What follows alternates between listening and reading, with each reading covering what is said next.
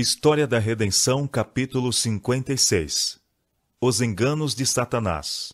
Satanás começou com seu engano no Éden. Disse a Eva: certamente não morrereis.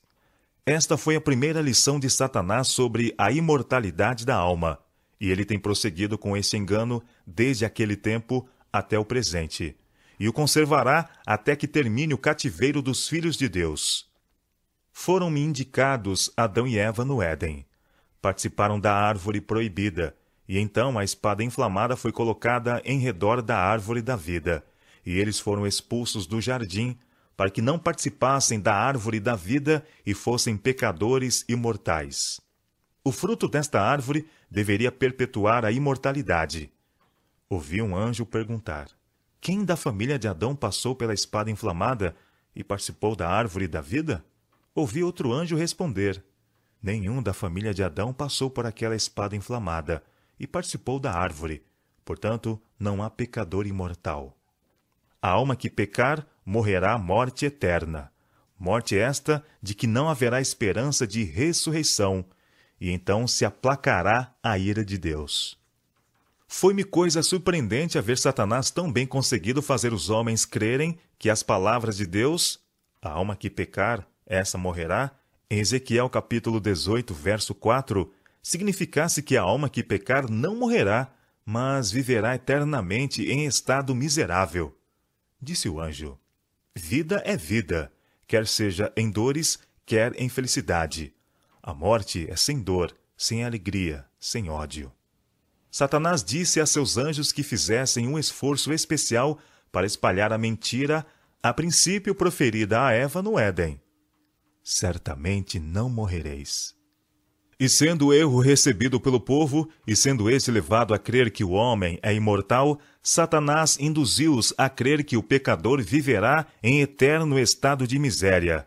Achava-se preparado o caminho para Satanás agir por intermédio de seus representantes e apresentar a Deus perante o povo como um tirano vingativo, como alguém que mergulhe no inferno todos os que não lhe agradem, e os faça para sempre sentir sua ira. E enquanto sofrem indizível aflição e se contorcem nas chamas eternas, ele é representado a olhar sobre eles com satisfação. Satanás sabia que se esse erro fosse recebido, Deus seria odiado por muitos, em vez de amado e adorado, e que muitos seriam levados a crer que as ameaças da palavra de Deus não seriam literalmente cumpridas, pois que seria contra seu caráter de benevolência e amor mergulhar nos tormentos eternos seres que ele criara. Outro exemplo que Satanás tem levado o povo a adotar consiste em não tomarem em nenhuma consideração a justiça de Deus e as ameaças de sua palavra, e representá-lo como sendo todo misericórdia, de modo que ninguém perecerá, mas que todos, tanto santos como pecadores, serão finalmente salvos em seu reino. Em consequência dos erros populares da imortalidade da alma e do intérmino estado de misérias, Satanás tira vantagem de outra classe e os leva a considerar a Bíblia como um livro não inspirado. Acham que ela ensina muitas coisas boas, mas não podem depositar confiança na mesma e amá-la, porque lhes foi ensinado que ela declara a doutrina do tormento eterno. Uma outra classe Satanás ainda leva mais longe, mesmo a negar a existência de Deus. Não podem ver coerência no caráter do Deus da Bíblia, se ele infligirá horríveis torturas a uma parte da família humana por toda a eternidade. Portanto, negam a Bíblia e seu autor, e consideram a morte como um sono eterno. Ainda há outra classe que é medrosa e tímida. A este Satanás tenta para cometer pecado, e depois de haverem pecado, mostra-lhes que o salário do pecado não é a morte, mas vida em horríveis tormentos, a serem suportados pelas eras sem fim da eternidade, aumentando assim diante de seus espíritos fracos os horrores de um inferno eterno, toma posse de suas mentes e eles perdem a razão. Então Satanás e seus anjos exultam, e os incrédulos e ateus se unem a lançar o vitupério sobre o cristianismo. Pretendem que estes males são os resultados naturais de crer na Bíblia e seu autor, ao passo que são eles os resultados de receber a heresia popular. A Escritura como salvaguarda. Vi que o exército celestial estava cheio de indignação por causa desta ousada obra de Satanás. Indaguei por que se consentia que todos esses enganos se apoderassem da mente dos homens, quando os anjos de Deus eram poderosos e, sendo comissionados, poderiam facilmente quebrar o poder do inimigo. Vi então que Deus sabia que Satanás experimentaria todo o artifício para destruir o homem. Portanto, fez com que sua palavra fosse escrita, e esclareceu de tal maneira os seus propósitos com relação à raça humana que nem o mais fraco precisa errar. Depois de haver dado sua palavra ao homem, preservou-a cuidadosamente da destruição por Satanás e seus anjos, ou por qualquer de seus agentes ou representantes. Conquanto outros livros pudessem ser destruídos, este deveria ser imortal. E próximo do fim do tempo, quando aumentassem os embustes de Satanás, deveria ser multiplicado de tal maneira que todos os que quisessem poderiam ter dele um exemplar, e poderiam, assim desejando, armar-se contra os enganos e prodígios de mentiras de Satanás. Vi que Deus havia de uma maneira especial guardado a Bíblia, ainda quando da mesma existiam poucos exemplares, e homens doutos, em alguns casos, mudaram as palavras, achando que a estavam tornando mais compreensível, quando na realidade estavam mistificando aquilo que era claro, fazendo-a apoiar suas estabelecidas opiniões que eram determinadas pela tradição.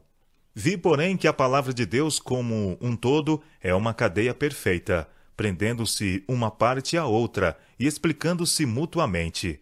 Os verdadeiros inquiridores da verdade não devem errar, pois não somente é a palavra de Deus clara e simples ao explanar o caminho da vida, mas o Espírito Santo é dado como guia na compreensão do caminho da vida ali revelado. Vi que os anjos de Deus nunca devem governar a vontade. Deus põe diante do homem a vida e a morte. Este pode fazer a sua escolha. Muitos desejam a vida, mas ainda continuam a andar no caminho largo. Preferem rebelar-se contra o governo de Deus, apesar de sua grande misericórdia e compaixão ao dar seu Filho para morrer por eles. Aqueles que não optam pela aceitação da verdade comprada por tão alto preço deverão ser castigados. Vi, porém, que Deus os não encerraria no inferno para suportar a intérmina desgraça, tampouco os levaria para o céu, pois colocá-los na companhia dos que são puros e santos fá-los-ia extraordinariamente infelizes. Ele, porém, os destruirá completamente e fará com que sejam como se não tivessem existido. Então sua justiça será satisfeita. Ele formou o homem do pó da terra, e os desobedientes e profanos serão consumidos pelo fogo e voltarão de novo ao pó. Vi que a benevolência e compaixão de Deus, a tal respeito, deveriam levar todos a admirar seu caráter e adorar seu santo nome. Depois que os ímpios forem destruídos da terra, toda a hoste celestial dirá: Amém. Satanás olha com grande satisfação para os que professam o nome de Cristo, embora se apeguem intimamente aos enganos a que ele mesmo deu origem. Sua obra é ainda inventar novos enganos, e seu poder e arte continuamente crescem nessa direção. Ele levou seus representantes, os papas e os sacerdotes, a se exaltarem a si mesmos e a instigar o povo a perseguir duramente e destruir os que não estavam dispostos a aceitar os seus enganos. Oh, os sofrimentos e as agonias que os preciosos seguidores de Cristo foram levados a suportar! Anjos guardaram fiel registro de tudo.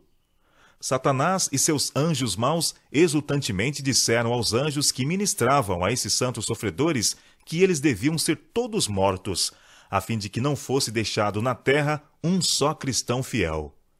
Vi que a Igreja de Deus estava então pura. Não havia perigo de para ela entrarem homens de coração corrupto, pois os verdadeiros cristãos que ousaram declarar sua fé estavam em perigo de suplício no cavalete, na fogueira e em toda espécie de tortura que Satanás e seus anjos maus seriam capazes de inventar ou inspirar à mente dos homens.